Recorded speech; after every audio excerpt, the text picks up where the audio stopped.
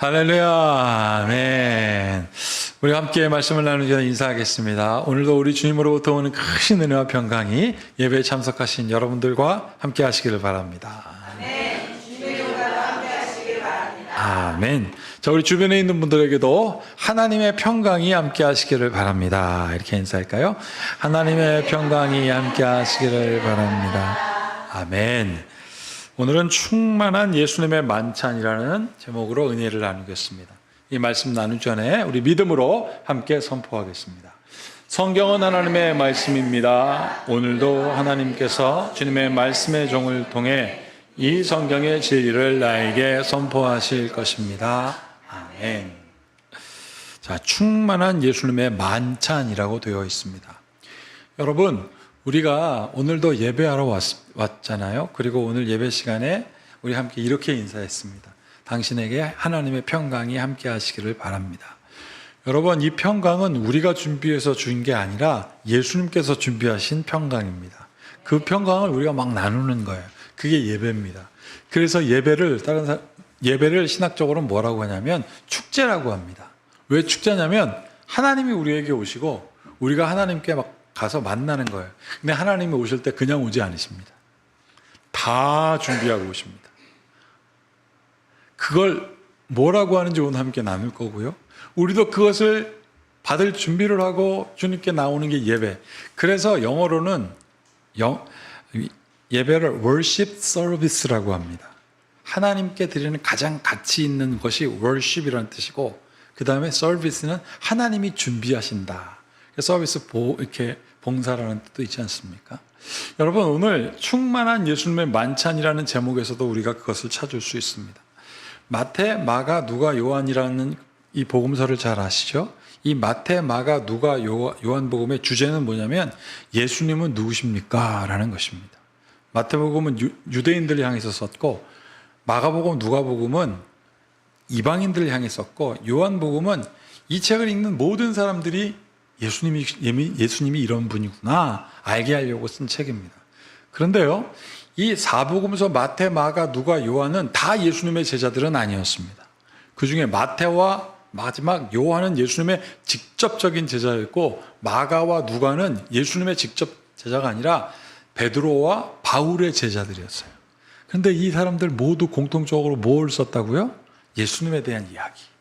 선생님들에게 들은 이야기를 제자들 마가, 누가가 썼고, 또 예수님을 직접 본 수제자 베드로나 그 예수님의 사랑받는 자라고 고백했던 요한은 예수님의 이야기를 쓰지 않고는 견딜 수 없는 마음으로 쓴 책이 이 사복음서인데, 여기에는 각종 예수님에 대한 이야기가 나옵니다. 기적도 나오고요, 그리고 비유도 나옵니다. 그런데 각각의 책에 비유가 있거나 기적이 있거나 다 나오는데 다 달라요, 조금씩. 그런데 유일하게 오늘 예수님의 만찬이란, 저 앞에 수식어가 있죠. 충만한이라는 형용사가 붙어 있는데, 충만한 예수님의 만찬으로 알려진 오병이어의 사건은 마태, 마가, 누가, 요한 다 있습니다. 이 사람들이 이 이야기 꼭 써야 되겠는 거예요. 왜 꼭 써야 되냐면, 이 사람들이 뭘 경험했냐면 이 예수님의 만찬에서 천국을 경험했기 때문에 그래요.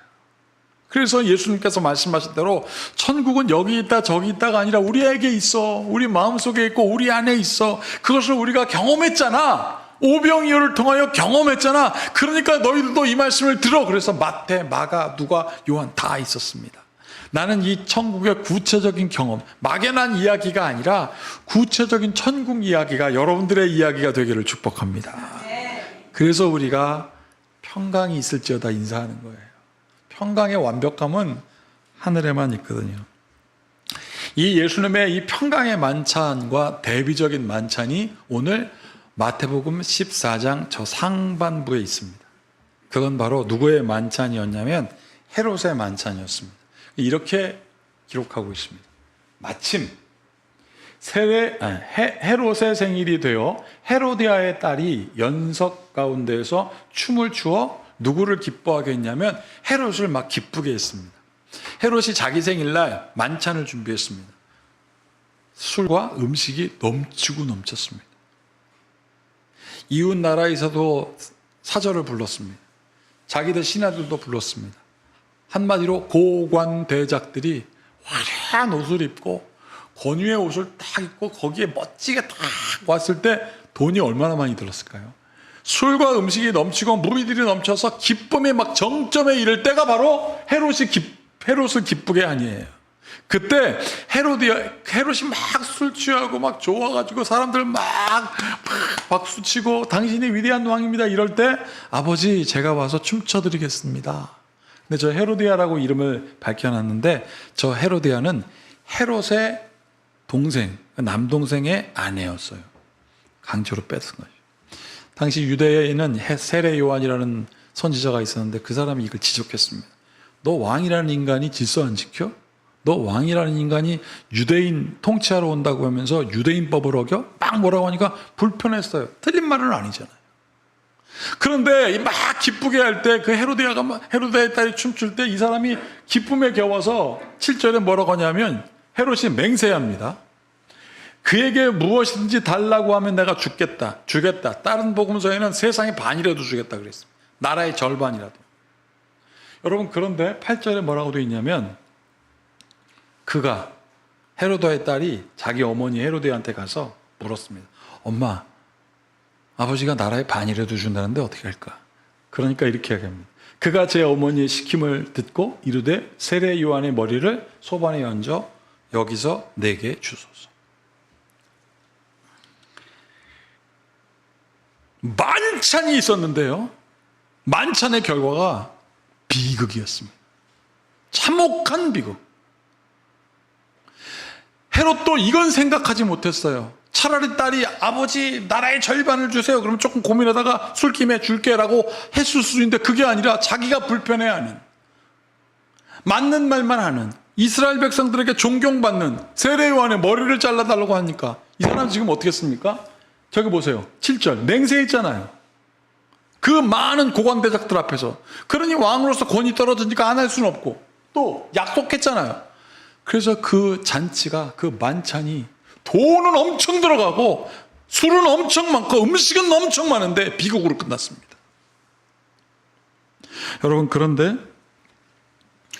예수님께서 베푼 만찬은 그렇지가 않았습니다. 여러분 오늘 성경은 뭐라고 얘기하고 있냐면 인간의 만찬의 끝에는 뭐가 있느냐? 비극이 있다는 거예요. 왜? 거기 하나님이 없거든요. 자, 오늘 마태복음 14장 13절에 보세요. 예수께서 들으시고 뭘 들으셨냐면 세례 요한이 죽었다는 얘기를 들으신 거예요. 슬펐겠죠. 육신적으로는 사촌 형입니다. 6개월 형이에요. 죽었습니다. 삶으로는 이스라엘 백성들의 존경받는 사람들이고 자긴 또 뭐라고 그랬냐면 칭찬하기를 여자가 낳은 자들 중에 이보다 더 높은 사람은 없다라고 칭찬했던 그가 죽었습니다. 예수께서 들으시고 배를 탔습니다. 따로 혼자 어디로 가셨냐면 빈들에 갔습니다. 아무도 없는 곳에서 슬픔을 삭히고 싶으셨던 거예요. 또 오늘 마태복음 14장 2절에 13절까지 사람들 거의 막 2만 명도 넘는 그런 사람들을 모아놓고 계속 천국이 무엇인지 계속 설교했거든요. 피곤하기도 하셨는데 비보를 들으셨습니다. 그래서 빈들로 가신 거예요. 아무도 없는 거. 여러분 그런데 무리가 예수님이 빈들에 있다는 얘기를 듣고 한 고을도 아니고요. 여러 고을로부터 걸어서 따라갔습니다. 기가 막힐 노릇이죠. 쉴 수도 없습니다. 예수님. 여러분 그런데요. 그 예수님이 그 사람들을 찾아온 사람들을 보고 예수님께서 환영하십니다. 왜냐하면 저 사람들은 누구냐면 저 화려한 헤롯의 만찬에 참여할 수 없는 비천한 사람들. 예수님이 슬프고 예수님이 쉬고 싶었지만 저 만찬에 참여할 수 없는 저들을 예수님이 환영하시고 병 고쳐주셨어요. 사람들이 좋아했어요. 여러분 그리고 그 빈들은 그냥 풀만 있었어요. 풀만 있는 빈들입니다. 거긴 양들이나 먹을 수 있는 거. 거기 아무도 없는데 사람들이 모여들었습니다. 한 2만 명 정도 모였습니다. 여러분 그런데 그때 그 사람들한테 예수님께서 어떻게 하셨습니까? 저녁이 돼서 먹을 때가 되니까 예수님의 손에 들린 거는 보리떡 5개와 물고기 2마리 뿐이었어요. 헤롯의 만찬에 넘치고 넘치는 음식과 돈과 비교할 수 없는 보리떡 5개와 물고기 2마리를 예수님께서 탁 들고 축사하시고 사람들에게 나눠줬습니다. 어디서요? 빈들에서. 아무것도 없는 빈들에서. 예수님의 손에 그게 작은 것이 들려지자, 그리고 예수님이 축사하시자 수많은 사람들이 먹고 남는 무엇이 베풀어졌냐면 천국이 베풀어졌습니다. 그것을 여러분들도 경험할지어다. 여러분 갖고 있는 작은 거 문제가 되지 않아요. 이렇게 기도하십시오. 주님 받아주세요. 그리고 들어 축사하여 주시옵소서. 이건 뭐랑 똑같냐면요, 예수님이 십자가에 달려서 들려지신 것과 똑같습니다. 예수님은 나사렛 출신이었습니다. 나사렛은 가난하고 비천하고 사회적으로 멸시받는, 그래서 예수님도 목수의 아들이었잖아요.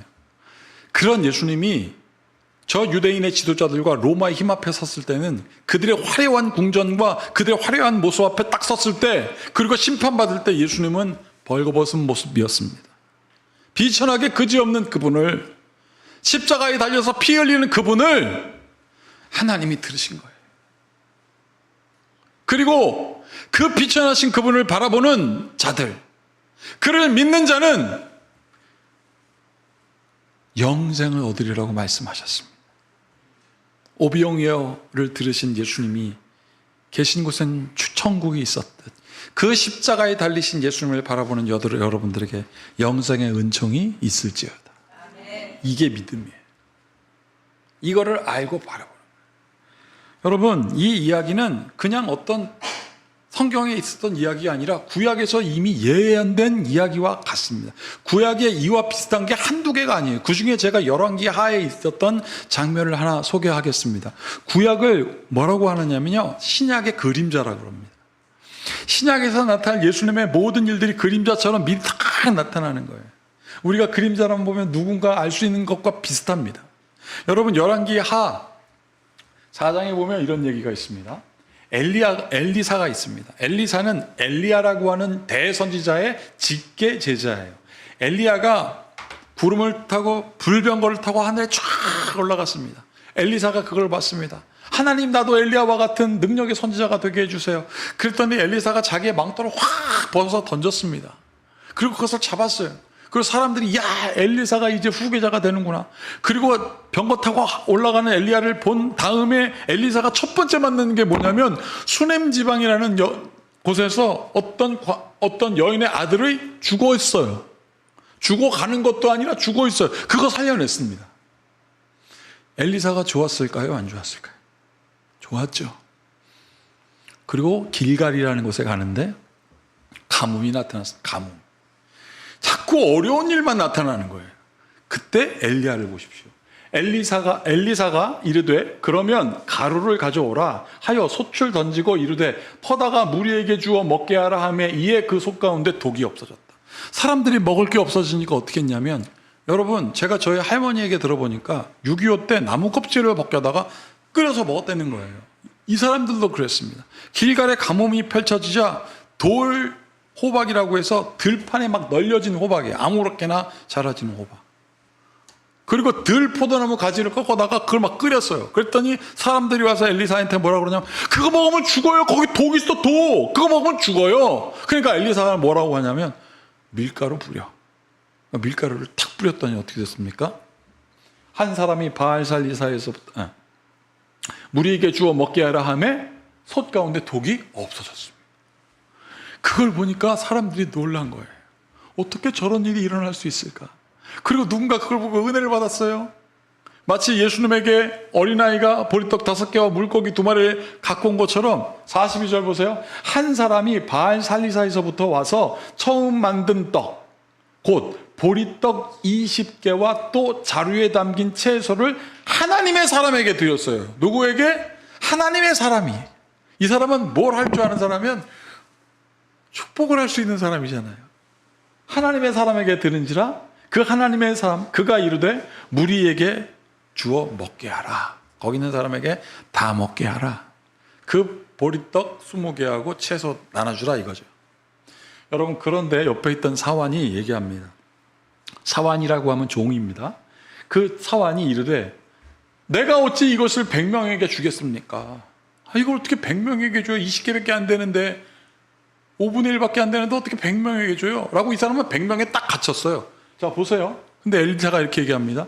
엘리사는 또 이르되 100명이 아니라 여기 있는 무리에게 주어 먹게 하라. 그 다음에 보세요. 다 같이 읽겠습니다. 여호와의 말씀이 그들이 먹고 남으리라 하셨느니라.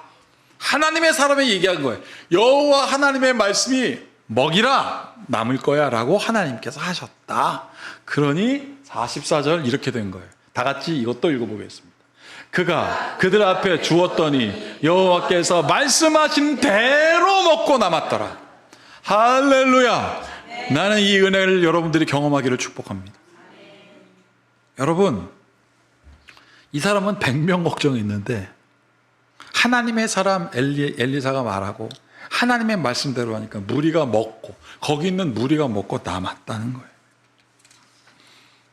여러분, 여기서 우리가 무엇을 할 수 있냐면 이게 진짜 순종입니다. 여러분,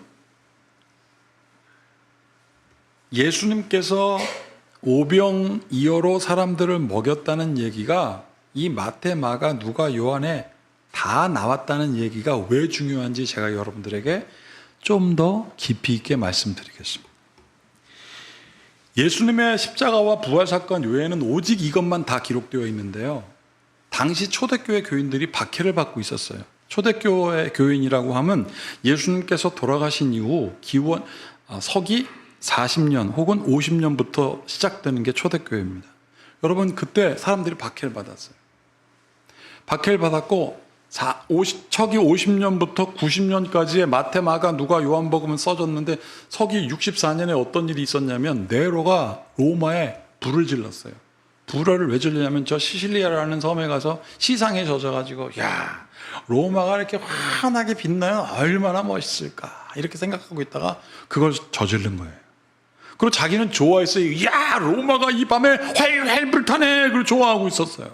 그런데 자기가 좋아하면 뭐예요? 화재로 인하여 재산 피해 났지. 그러니까 지금으로 얘기하면 검경 조사가 일어났죠. 그러니까 이 네로가 뭐라고 하냐면 그거 내가 한 게 아니라 로마를 질투하는 저 8구역에 사는 기독교인들이 낸 거야 라고 해서 그때부터 박해가 일어난 거예요. 아주 심한 박해가 AD 64년부터 있었습니다. 그리고 64, 65, 66, 67, 68, 69, 70 7년 동안 로마하고 싸웠어요. 죽을 수는 없잖아요. 그러다가 저 마사다라고 하는 저 언덕에서 유대인들이 다 모여고 결사항전했습니다. 이기기도 했었어요. 근데 막판에 어떻게 했냐면 다 졌습니다. 다 죽었습니다. 몰살당했습니다. 저 마사다 저 산 꼭대기에서. 몇 명이 살아남았냐면 3명 살아났어요. 여자 2, 아기 1. 여러분, 그때 이것을 바탕으로 쓴 책이 마태복음이에요. 유대인들아, 3명 남았잖아. 그것도 여자 2, 아이 1. 그런데 걱정하지 마. 예수님께서 물고기 5개와 보리떡 2개로, 물고기 2마리와 보리떡 5개로 2만 명이 먹는 사람들을 먹였던 것을 기억하라. 하나님은 너희들에게 천국을 경험하게 할 거야. 여러분, 그렇게 쓰여진 책들이 신약 성경이고요. 그걸로 끝난 게 아니라 AD 70년에 예루살렘 성경이 완전히 몰살됐습니다. 예루살렘 성전 자체도 이제 70년에 없어져 버렸어요. 여러분, 그런데 기독교인들이 살아남습니다. 신앙을 지켜가요. 왜? 천국을 경험했거든요. 그게 바로 오병이어의 기록의 의미입니다. 여러분, 여기서 우리가 또 하나 살펴볼 것은 예수님께서 지난주까지 우리가 함께 나눴지만 천국에 대해서 계속 나눴잖아요. 야, 천국은 뭐냐? 가장 값진 거야. 그러니까 저 밭에 보물이 있으면 그거 돈 계산하지 말고 다 사, 무조건. 너 있는 대로 다 사. 또는 좋은 밭이 있잖아. 그 좋은 밭에 복음이 떨어지면 뭐가 생기겠냐? 복음의 열매가 맺히니 좋은 밭이 되어라. 귀 있는 자가 되어라. 예수님께서 말씀하신 게 천국이에요. 여러분, 그 다음에 이 오병이어의 사건이 벌어질 때 제자들이 이렇게 얘기합니다. 저녁이 딱 됐어요. 사람들이 빈들에 모여 있습니다. 제자들이 딱 보니까 잘못하면 밥도 안 주냐고 욕먹을 것 같아요. 그러니까 제자들이 말합니다. 제자들이 나와 이르되 이곳은 빈들입니다. 아무것도 없습니다. 예수님. 때도 날도 이미 저물었습니다. 무리를 보내어 마을에 들어가서 먹을 것을 사 먹게 하소서. 합리적인 판단을 쫙 하고 예수님께 쫙 말씀을 했어요. 그런데 예수님께서 뭐라고 하십니까? 16절 다 같이 읽겠습니다. 예수께서 이르시되 갈 것 없다. 너희가 먹을 것을 주라. 그 사람들 갈 것 없다. 너네들이 줘라. 제자들의 머릿속에 뭐가 지금 쫙 떠올랐냐면 계산기가 떠올랐습니다. 계산기. 그 요한복음에 보면요, 빌립이라고 하는 제자가 예수님께 이렇게 얘기합니다. 예수님이 여기 있는 남자만 5천 명이 넘는데 이 사람들만 먹여도 200데나리온은 필요합니다. 200데나리온은 200일치 월급이에요.